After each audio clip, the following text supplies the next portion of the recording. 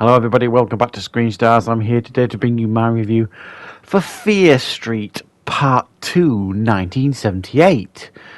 Recently on the channel I reviewed the first in this trilogy of films on Netflix, Fear Street Part 1, 1994. If you're not sure the origins of these films, I explain it a little bit more in that review. And I'll leave a link to that review right at the end. So what we get in this one essentially is this film is based in 1978, the year of Halloween, the movie Halloween. So they're all set at like pivotal points in like horror.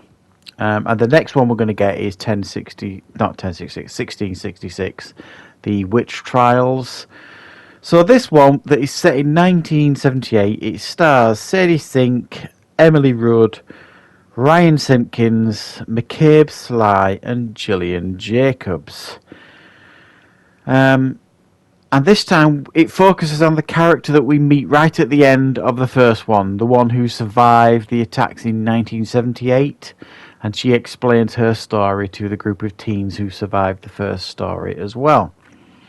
And we are at Camp Nightingale, I think it is, something like that.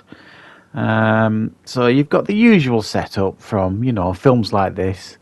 And we've seen it many, many times before. This film, even though it's kind of set the year of Halloween, it's more akin to Friday the 13th, I would suggest. It's not too dissimilar from Camp Crystal Lake. I forgot its name then. So you've got your people at the camp, and you've got the people running the camp, the older teens. The witch legend is still continuing. There is a character, Sadie Sink, who is a bit of an outcast. She is bullied by some of the other people at the camp. Her sister is one of those helping to run the camp, and then the nurse at the camp goes a bit mad and tries to kill Tommy, basically claiming that Tommy is going to die whatever happens. So she goes a bit mad, tries to kill him, and then that kind of precedes the events of the night. As the night kicks in, a whole series of murders start, and it is for everyone at the camp to try and survive, to figure out what's going on, to try and make it through the night in one piece. Right, what are my thoughts on Fear Street Part 2? Well, while I enjoyed the first one, and I did say that in the review, I thought it was certainly flawed. It didn't, for me, stray beyond a generic slasher very often at all, that first one. I thought this one was a little bit better, certainly, than the first one. I enjoyed this a little bit more. I think it did more with its characters this time round. This film, I enjoyed the characters more in this film. I enjoyed Sadie Sink's character Ziggy and her sister and their dynamics and their relationship. It felt more, in its time in the 70s sort of thing. Yeah, there were still some generic characters. You've got the meanies, the bullies, and the ones that are behaving, like, sleeping around, that sort of thing. But there's things much deeper under the surface going on. They're more complex than they appear to be, some characters, and I quite liked that. I think the characters in the first film were all a little bit too generic for me. They didn't feel like real people, or to a large degree. There's some characters in this one that had more complex things going on. They were written a little bit better. Like I said, the two sisters, the leads in the film, I like their dynamic. Like I said, there's another couple of characters in here as well that have got far more going on than you initially think. So I appreciated that aspect of it. And I also think as well it had a little bit more fun with the genre, this one. It didn't feel as though it took itself as seriously as the first one.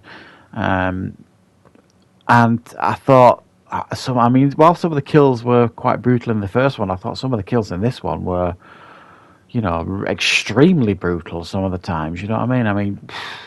Made you wince some of them. I'll be honest, I'm still not sold on the whole supernatural slasher element of it. I like the idea that this witch can possess somebody and then kind of drive them to become killers. So, just lose their minds and just go on a killing spree. But this whole supernatural element of raising past killers up from the dead and the fact that they're invincible, no matter how often you kill them, they're still going to come back. I'm not. I didn't buy that, that element of it. I much prefer. I think it would probably work better if, if one person who's possessed by the witch gets taken out, then somebody else is kind of possessed immediately and takes up the axe and carries on the killings. I think that might work better. I do get that there are fans of the supernatural slasher out there. I felt like it was a weak element in the first film, and I think it was a weak element in this one as well. But it does set up the third one very, very nicely. So it looks like the third one is going to be like a combination of the actors from the first two films thrown into the third story. So we're going to find out how the origins of the witch came about in the third one. So I shall look forward to that, and I will review it on the channel. But I'll give this one a 7 out of 10. Like I said, I do think it was a little bit better than the first one. Very watchable, very, very enjoyable. And fans of slasher films out there will definitely not be disappointed with this one. So thanks for watching, everybody. I'll be back with more reviews and content on the channel very, very soon.